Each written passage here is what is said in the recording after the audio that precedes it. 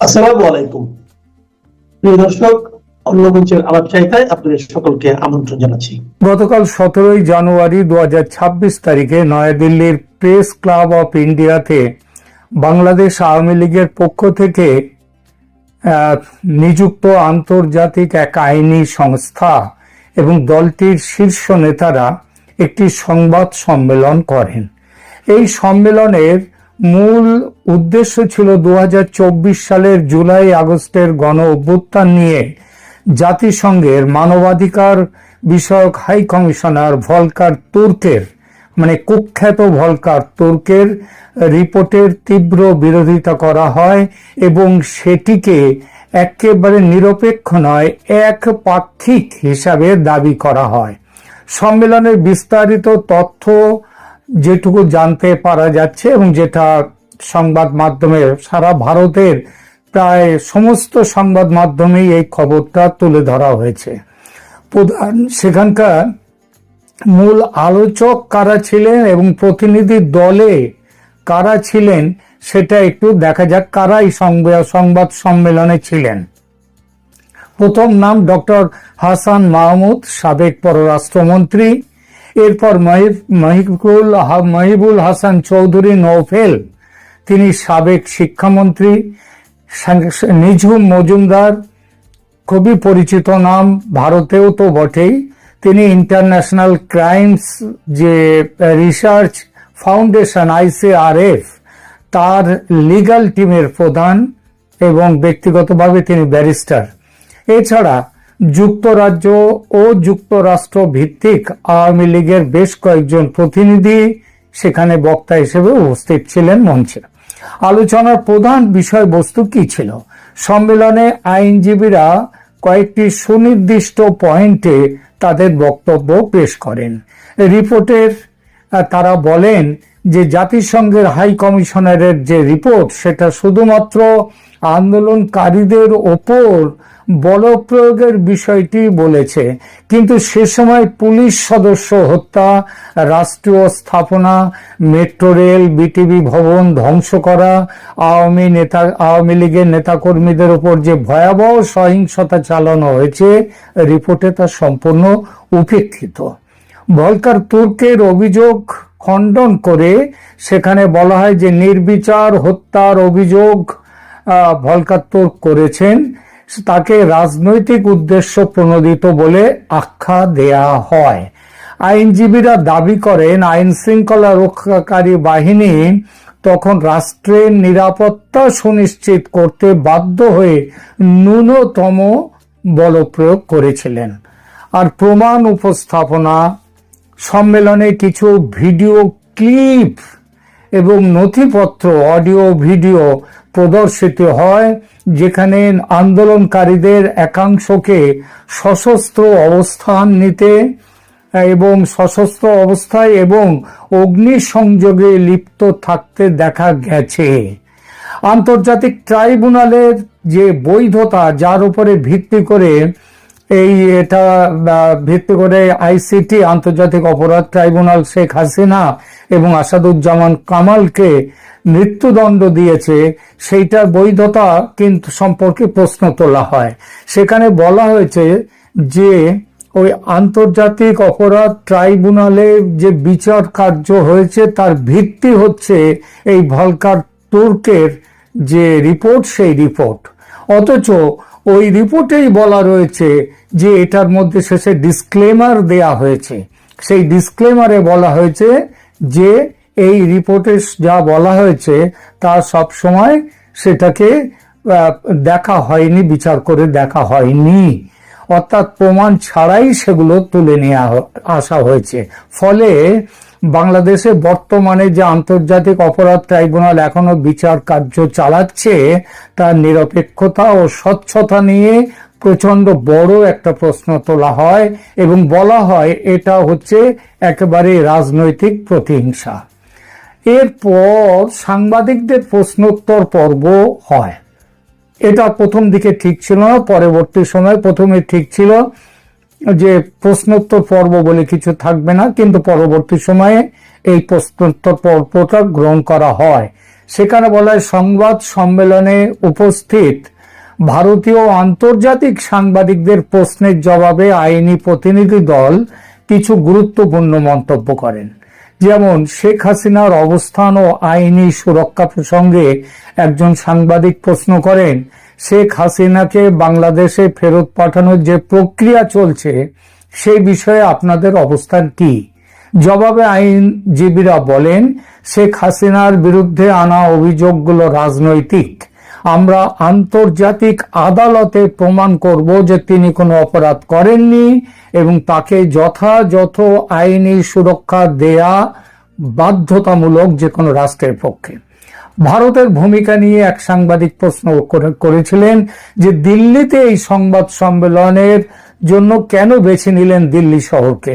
উত্তরে জানানো হয়, দক্ষিণ এশীয় আঞ্চলিক প্রেক্ষাপটে দিল্লি একটি গুরুত্বপূর্ণ কেন্দ্র এবং এখান থেকে সত্য বিশ্ববাসীর কাছে দ্রুত পৌঁছে দেয়া যাবে। তাই প্রমাণের নির্ভরযোগ্যতা সম্পর্কে এক সাংবাদিক প্রশ্ন করেন যে আপনারা যে অডিও ভিডিও ক্লিপ অন্যান্য তথ্য দিচ্ছেন তার নির্ভরযোগ্যতাটা কি? এটা তো স্বাধীন কোনো তদন্ত সংস্থা এটা কি যাচাই করেছে? এই প্রশ্নের উত্তরে জানানো হয় যে তারা নিজস্ব স্তরে ফরেনসিক ও তথ্য সংগ্রহকারী দলের মাধ্যমে এসব তথ্য প্রমাণ একত্রিত করেছেন এবং তারা এটাও বলেন এই সম্পর্কে যারা প্রশ্ন তুলবে উপযুক্ত কর্তৃপক্ষকে তারা এর উপযুক্ত প্রমাণ দিতে পারবেন।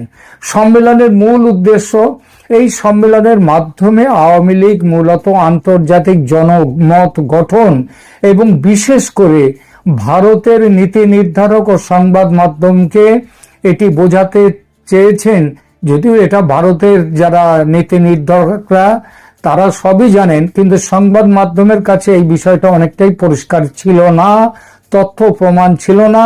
আমি অনেককেই বলতে শুনেছি হাসিনার আমলে, শেখ হাসিনার আমলে অনেক এক্সট্রা জুডিশিয়াল কিলিং ইত্যাদি হয়েছে।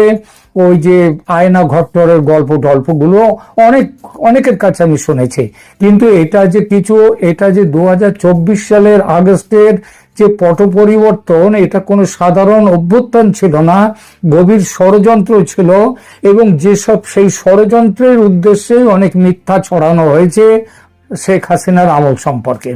ভলকার তুর্কের রিপোর্টের বিরুদ্ধে একটা পাল্টা যুক্তি একেবারে পয়েন্ট বাই পয়েন্ট পাল্টা যুক্তি কিন্তু একটা এই যে সম্মেলন 17 তারিখে হয়েছে দিল্লিতে, সেখানে একটা বড় অংশ এইখানটাতে রয়েছে এবং প্রত্যেকটা পয়েন্ট ধরে ধরে ভলকার তুর্কের বিরোধিতা করা হয়েছে।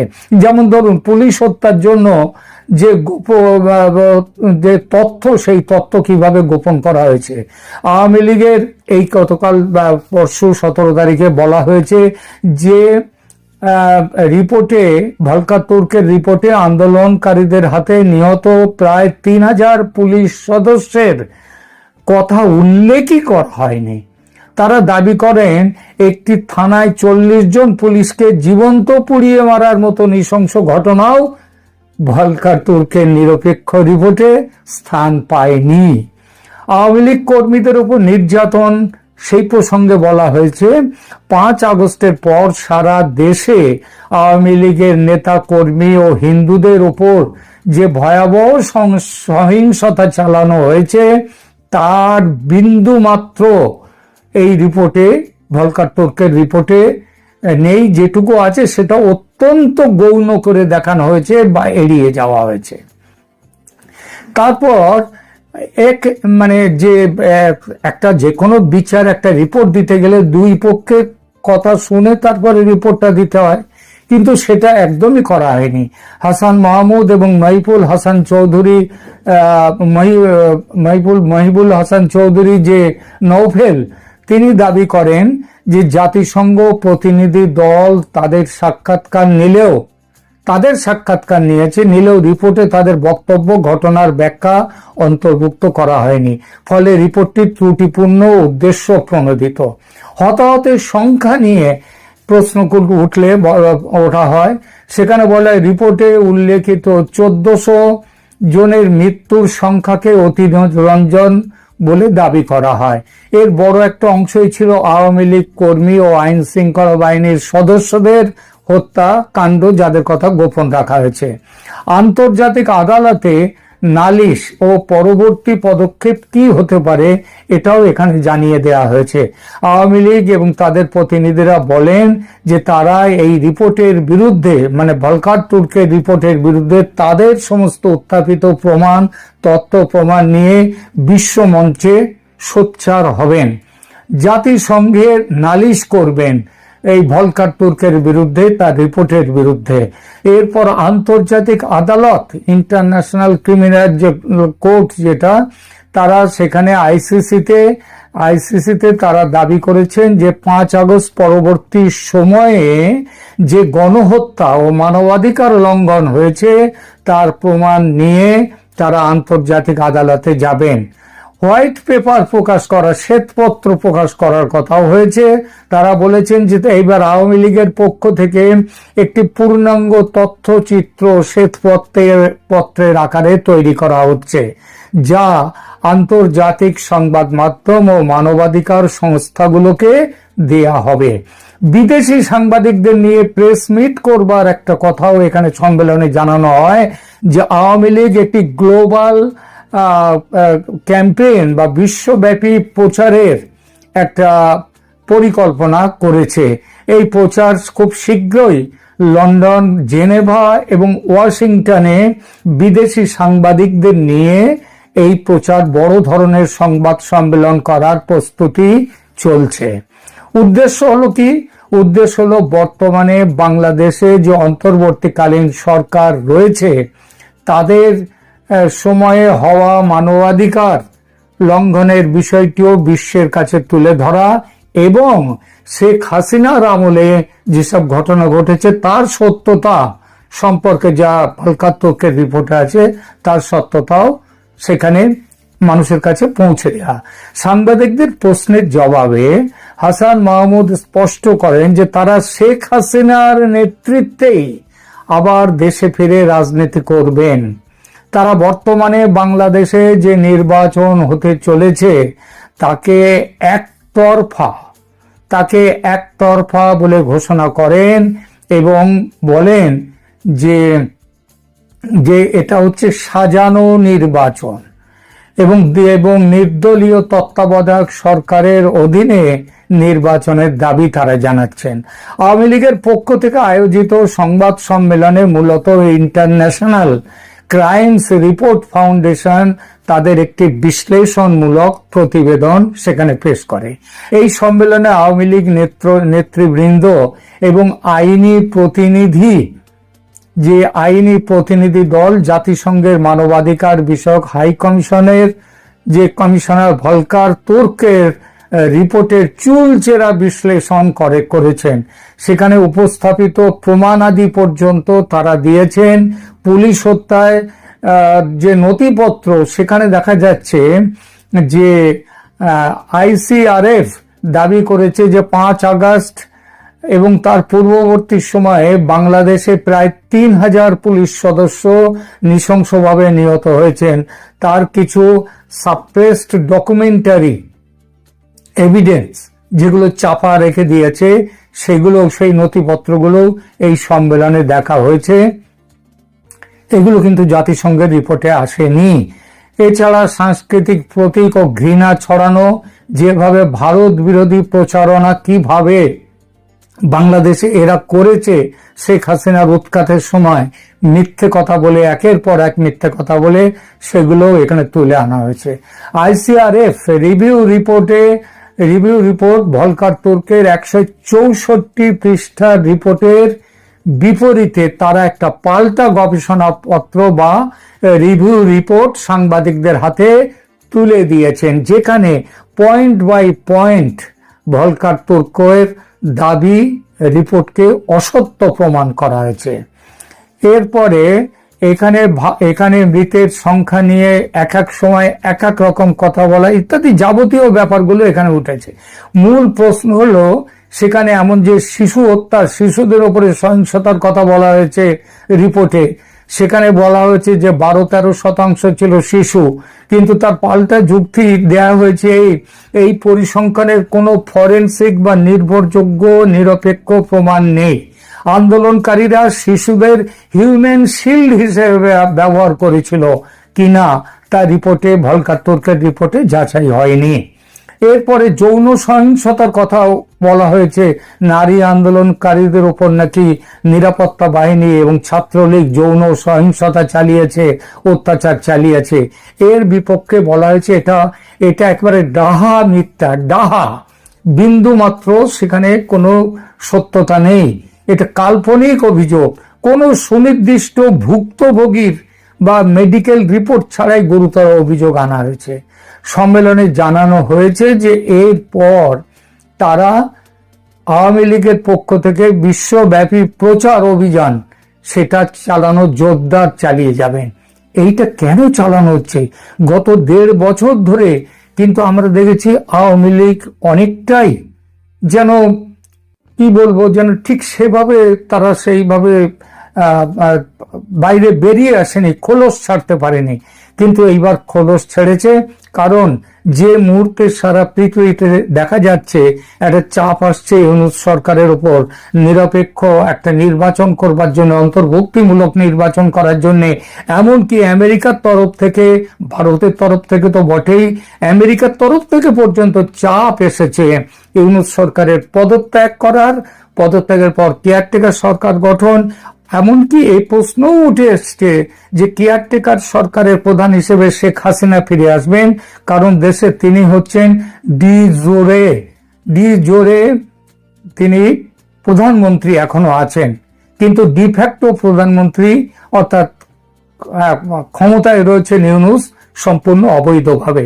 সুতরাং সারা পৃথিবীর সামনে আওয়ামী লীগ এই যে একবার কি বলবো, হঠাৎ নয়, এই যে জেগে উঠলো, এটা আওয়ামী লীগের পক্ষে ভালো। এবং আরো একটা বড় কথা, 12ই ফেব্রুয়ারির নির্বাচন হয়তো হতে যাচ্ছে না, বন্ধ হয়ে যাবে। আওয়ামী লীগের কে নিয়ে নির্বাচন হবে এবং কেয়ারটেকার সরকারের অধীনে, সেটা কিন্তু জোর কদমে এগিয়ে চলেছে। সেই পরিপ্রেক্ষিতে আওয়ামী লীগ এই ধরনের একটা প্রচার অভিযানের ব্যবস্থা করেছে। এবং বাংলাদেশে যারা আছেন, যারা অনেকেই সত্যিটা জানেন না, তাদের কাছে আমার এই ভিডিওতে সমস্ত পয়েন্ট, এক এক করে সমস্ত পয়েন্ট আমি কিন্তু নিয়ে এলাম। দয়া করে ভিডিওটা দেখুন, ছড়িয়ে দিন মানুষের মধ্যে। নইলে আওয়ামী লীগের জন্য আপনি যদি সত্যিকারের কিছু করতে চান, এইটা হবে কিন্তু তার বড় প্রমাণ। মানুষকে জানান সত্যিটা। জামায়াত একটা আসন ছাড় দেবে ইসলামী আন্দোলন বাংলাদেশের প্রধানকে, যদিও বা তার দল কিছুতেই জামায়াতে ইসলামীর সঙ্গে জোটে থাকতে রাজি হয়নি। ভাবুন তো, মানে জামায়াতে ইসলামী এমন একটা ঘোষণা ইউনূস সাহেবের সঙ্গে বৈঠকের পর কেন দেবেন? মানে তিনি কি এক রকমের ভাগ করে দিচ্ছেন যে কোন আসনে কে বিজয়ী হবেন, কোন আসন কার জন্য ছাড় হবে? মনে আছে তো যে জামায়াতে ইসলামীর আমির যেদিন এনসিপির সঙ্গে তাদের সমঝোতার ঘোষণা দিয়েছিলেন, ঘোষণা দিয়েই তিনি চলে গিয়েছিলেন সোজা ক্যান্টনমেন্টে সেনাপ্রধানের সঙ্গে বৈঠক করতে। কাজেই নির্বাচনটা যে একরকম সাজিয়ে গুছিয়ে তোলার চেষ্টা হচ্ছে, এবং তাতে প্রায়শই একমাত্র বিস্ফোরা হয়ে দাঁড়াচ্ছে বিএনপি, কারণ বিএনপি বারবার একক সংখ্যাগরিষ্ঠতা নিয়ে নির্বাচনে জিতে সরকার গঠনের স্বপ্ন দেখছে। বাংলাদেশে নির্বাচনের যখন আর 1 মাসও বাকি নাই, তখনও যে নির্বাচনটা অনুষ্ঠিত হবে কিনা তা নিয়ে এই শঙ্কা, উদ্বেগ, আশঙ্কা কাটছে না, তার একটা বড় কারণ এই যে আওয়ামী লীগকে বাদ দিয়ে এই নির্বাচনটা জামায়াত, বিএনপি, এনসিপি, ইউনূস সরকার এদের একটা ভাগাভাগির সাজানো নির্বাচন হতে যাচ্ছে। সেটা যেমন পরিষ্কার ছিল, তেমনি এই নির্বাচন একরকমের ভাগাভাগির নির্বাচন বলেই হয়তো নির্বিঘ্নে সম্পন্ন হয়ে যেতে পারে, এমন প্রত্যাশা কেউ কেউ করছিলেন। কিন্তু ক্রমেই স্পষ্ট হচ্ছে যে যেমনটা হয় ভাগাভাগির ক্ষেত্রে, কে বড় ভাগ নেবেন, কতটা নেবেন, ভাগে কার কম পড়ছে না বেশি পড়ছে, সেসব নিয়ে দ্বন্দ্বে কিছুতেই একটা আপোষ রফায় পৌঁছানো যাচ্ছে না।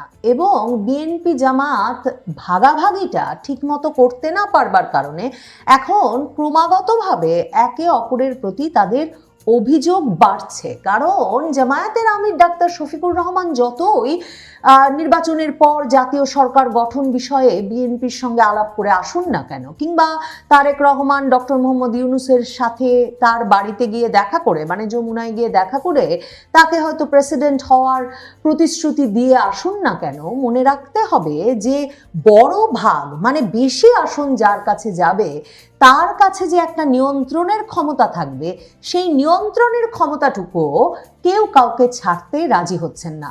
এমনকি ইউনূস সরকারও তার হাত থেকে সেই নিয়ন্ত্রণের ক্ষমতা ছাড়তে রাজি নয়। এ অবস্থায় 12ই ফেব্রুয়ারির নির্বাচনটা হওয়া যে নানা কারণেই একটা অনিশ্চয়তার মুখে রয়েছে এখনো, সেটা একরকম নিশ্চিত করে বলা যায়। কয়েকটি বিষয় এক্ষেত্রে মনোযোগের সঙ্গে লক্ষ্য করা জরুরি। যেমন ধরেন, বিএনপির মহাসচিব মির্জা ফখরুল ইসলাম আলমগীর তিনি নির্বাচন কমিশনে গিয়েছিলেন রোববার, যে সময় সেই দিনেই কিন্তু ছাত্রদল বিরাট সমাবেশ করেছে নির্বাচন কমিশনের বাইরে। তাদের দাবি পোস্টাল ব্যালটের মাধ্যমে জামায়াত নির্বাচনে যোগসাজশ করছে, তাদের দাবি নির্বাচন কমিশন জামায়াতের হয়ে কাজ করছে। তাদের আরেকটা দাবি হচ্ছে নির্বাচন কমিশনের প্রজ্ঞাপনে শাহজালাল বিশ্ববিদ্যালয়ের ছাত্র সংসদ নির্বাচন বাতিল হয়েছিল, এরপর জামাত শিবিরের চাপে নির্বাচন কমিশন সেই নির্বাচনটি হতে দিচ্ছে। ছাত্র সংসদ নির্বাচন এ সময় করা কিছুতেই ঠিক হবে না। তো ছাত্রদল যখন নির্বাচন কমিশনের বাইরে, কারণ বিএনপির একেবারে শীর্ষ নেতা থেকে শুরু করে নানা পর্যায়ের নেতৃবৃন্দ যারা কিনা এই নির্বাচনে প্রার্থিতার জন্য প্রতিদ্বন্দ্বিতা করছেন, তারা আছেন বিপদে। কারণ তাদের অনেকেরই দ্বৈত নাগরিকত্বের প্রমাণাদি প্রতিদ্বন্দ্বী পক্ষের হাতে আছে এবং বিএনপির অনেকগুলো আসনেই এই প্রতিদ্বন্দ্বী প্রার্থীদের মনোনয়ন বাতিল হয়ে যাওয়ার একটা শঙ্কা আছে। এই সব মিলিয়ে একটা চাপ সৃষ্টির জন্য যখন ছাত্রদল বাইরে, তখন মির্জা ফখরুল ইসলাম আলমগীর গেছেন প্রধান নির্বাচন কমিশনার এম নাসির উদ্দিনের সঙ্গে সাক্ষাৎ করতে। মনে রাখবেন, এম নাসির উদ্দিন কিন্তু একেবারে খোদ বিএনপির মনোনয়নে প্রধান নির্বাচন কমিশনার হিসেবে নিযুক্ত হয়েছিলেন এই সরকারের আমলে, ইউনূস সরকারের আমলে। শুরু থেকেই এটা সকলের জানা যে সার্চ কমিটিতে বিভিন্ন দল যে বিভিন্ন জনের নাম প্রস্তাব করেছিলেন, প্রধান নির্বাচন কমিশনার যিনি এম নাসির উদ্দিন, তিনি নির্বাচিত হয়েছেন। তিনি বিএনপি আমলের সচিব ছিলেন, তিনি নির্বাচিত হয়েছেন একেবারে বিএনপির খোদ সমর্থনে প্রস্তাবনায়। তো মির্জা ফখরুল ইসলাম আলমগীর গেছেন এম নাসির উদ্দিনের কাছে এবং গিয়ে বলেছেন যে একটা দল যে ঢাকার বাইরে থেকে ভোটারদের স্থানান্তর করে ঢাকায় ভোটার সংখ্যা বাড়িয়ে ঢাকার নির্বাচনে জেতবার চেষ্টা করছে এবং দেশের বিভিন্ন জায়গায় এমন ভোটার স্থানান্তরের ঘটনা ঘটিয়েছে, নির্বাচন কমিশনকে এখন তাদেরকে এ বিষয়ে পূর্ণাঙ্গ তথ্য দিতে হবে যে কোন ভোটার কবে স্থানান্তর হয়েছেন এবং কোন আসনে কত সংখ্যক ভোটার বৃদ্ধি পেয়েছে। দেখেন, আপনাদেরকে আমি এই যে জামায়াতের গোপন পরিকল্পনা ফাঁস গোয়েন্দাদের তথ্যে এবং 200 আসন জেতবার জন্যে কিভাবে জামায়াতে ইসলামী ভোটার স্থানান্তর করছে সেই খবর 29শে ডিসেম্বর দিয়েছিলাম।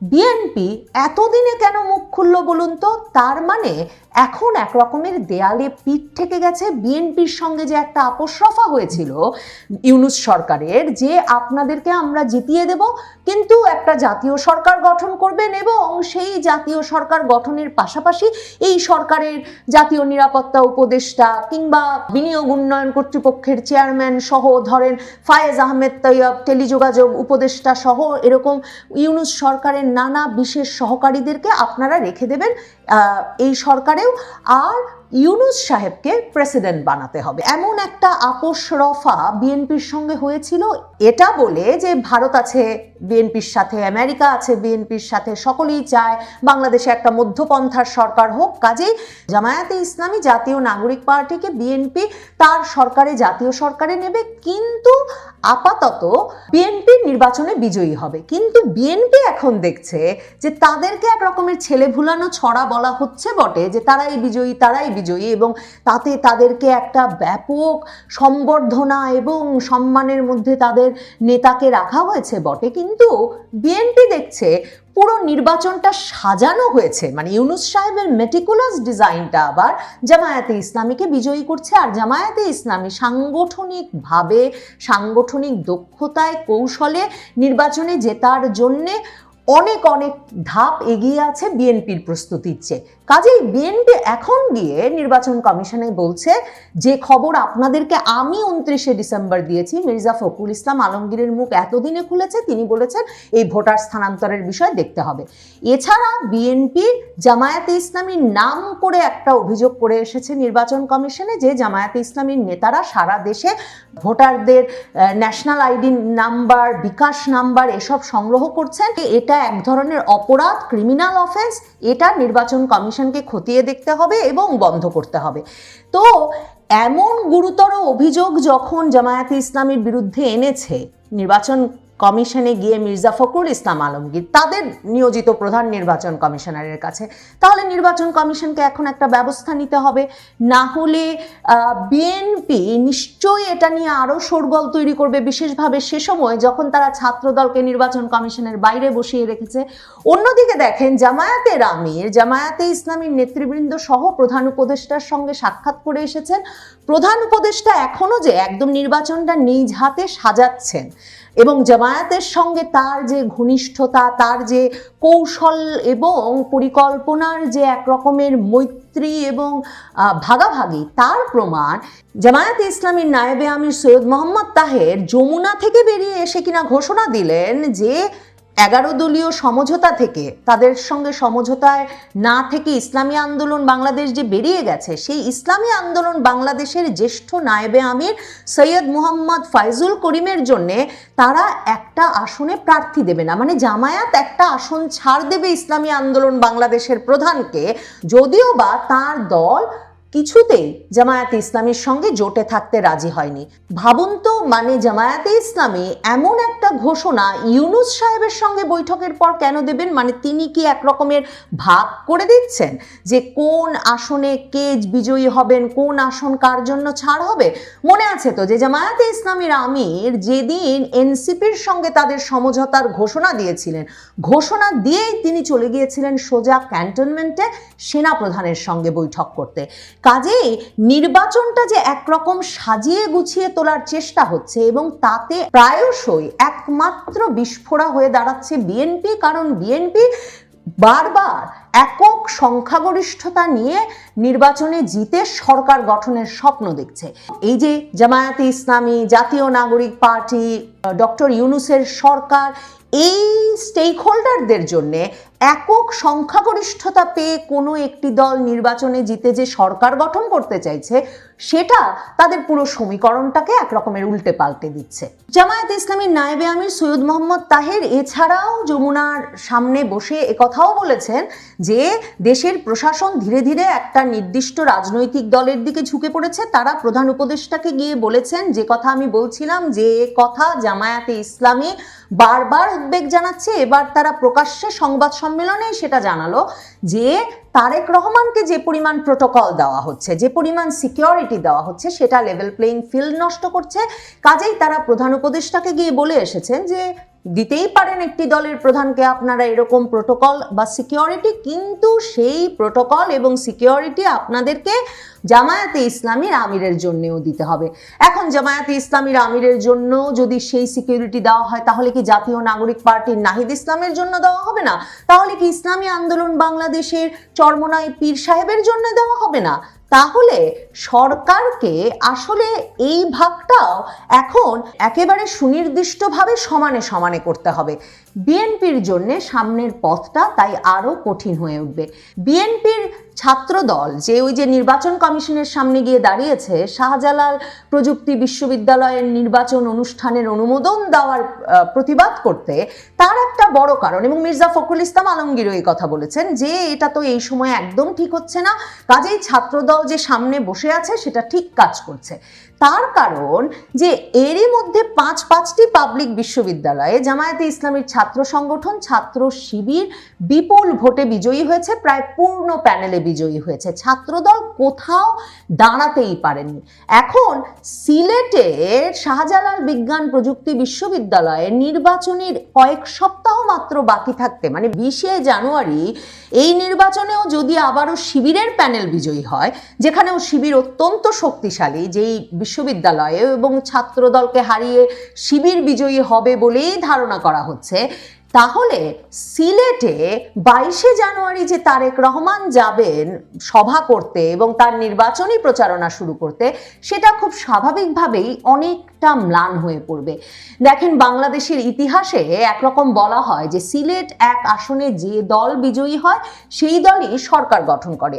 এখন শাহজালাল বিজ্ঞান প্রযুক্তি বিশ্ববিদ্যালয়ের নির্বাচনে শিবিরের জয়ের মাধ্যমে সিলেটও কি বিএনপির হাতছাড়া হয়ে যাচ্ছে? তাহলে সিলেট এক আসনে যে দল বিজয়ী হবে সেই দল সরকার গঠন করলে সেটা কি বিএনপি হবে? বিএনপি এখন এসব উদ্বেগ এবং আশঙ্কার মধ্যেও পড়েছে। তার মধ্যে গণভোটে হ্যাঁ ভোটের পক্ষে প্রচারণা চালাচ্ছে সরকার এবং জামায়াতে ইসলামী। এরই মধ্যে বগুড়ার ধুনটে জামায়াতের মিছিলে হামলা করেছে বিএনপির নেতাকর্মীরা, কারণ জামায়াতে ইসলামী সেখানে হ্যাঁ ভোটের পক্ষে প্রচারণা চালাচ্ছিল। বিএনপি দলীয়ভাবে তার নিন্দা করেছে, বলেছে তারেক রহমান সহিংসতার বিষয়ে একেবারে জিরো টলারেন্স। কিন্তু মনে রাখতে হবে, বিএনপির নেতা কর্মী থেকে শীর্ষ পর্যায়ের নেতৃবৃন্দ পর্যন্ত তাদের এই গণভোটের বিষয়ে এমন একটা তীব্র প্রতিরোধ আছে, তীব্র বিরোধিতা আছে, যে এই যে নির্বাচনী প্রচার বিশেষ করে যখন 20 তারিখের পর থেকে শুরু হবে, তখন এই গণভোট নিয়েও মাঠ পর্যায়ে সহিংসতা তুঙ্গে উঠবে। তাহলে দেখেন, সেখানেও জামায়াতে ইসলামী এবং সরকার একত্রে প্রচারণা করছে, আর বিএনপির নেতা কর্মী সমর্থকেরা সেই গণভোটের পক্ষের প্রচারণা প্রতিরোধ করতে বিভিন্ন জায়গায় নেমে পড়েছে রাস্তায়, অনেক জায়গায় সহিংস হয়ে উঠেছে। তাহলে সেই ভাগাভাগিতেও কিন্তু বিএনপির যে মেরুতে অবস্থান আর বাকি সব পক্ষের অবস্থান বিপরীতে। কাজেই এ অবস্থায় নির্বিঘ্নে নির্বিবাদে নিজেদের মধ্যে ভাগাভাগি করে ফেলে একটা নির্বাচন খেলা শেষে একটা সরকার গঠন করে ফেলাটা যথেষ্ট কঠিন মনে হচ্ছে। এর চেয়ে মনে হচ্ছে মেটিকুলাস ডিজাইনে একটা নির্বাচন সেরে ফেলার প্রচেষ্টা করাই হয়তো সহজ হবে। তাহলে সেই ডিজাইন ঠেকাতে কি বিএনপি রাজপথে নামবে? ওইদিকে আসিফ মাহমুদ সজীব ভুইয়া তো বলে রেখেছেন, ত্রুটিপূর্ণ নির্বাচন তারা কিছুতেই হতে দেবেন না। প্রয়োজনে জাতীয় নাগরিক পার্টি আবারও রাস্তায় নামবে, যাতে নির্বাচন বিলম্বিত হলেও ত্রুটিমুক্ত করা যায়। বুঝতে বাকি থাকে না, তাদের জোটের প্রধান দল জামায়াতে ইসলামীর সমর্থন আছে সে কথাতেও। এই সকল তথ্যকে পাশাপাশি রেখে ভাবলে সত্যিই ভাবা মুশকিল 12 তারিখে নির্বাচনটা অনুষ্ঠিত হয়ে যেতে পারবে, যে নির্বাচনে কোনো একটি একক দল সংখ্যাগরিষ্ঠতা পাবে, যে দল ডক্টর মোহাম্মদ ইউনূস, জামায়াতে ইসলামী, জাতীয় নাগরিক পার্টি সহ জুলাই আন্দোলনের প্রধান বিজয়ী পক্ষগুলোকে যথেষ্ট ক্ষমতা দেবে কিনা, নিয়ন্ত্রকের আসনে থাকতে দেবে কিনা তা নিয়ে সন্দেহ থাকবে। সে দলকে জেতাতে 12ই ফেব্রুয়ারি একটা নির্বাচন নির্বিঘ্নে হয়ে যেতে দেওয়া হবে, সেটা ভাববার মতো কোনো পরিস্থিতি এখনো তৈরি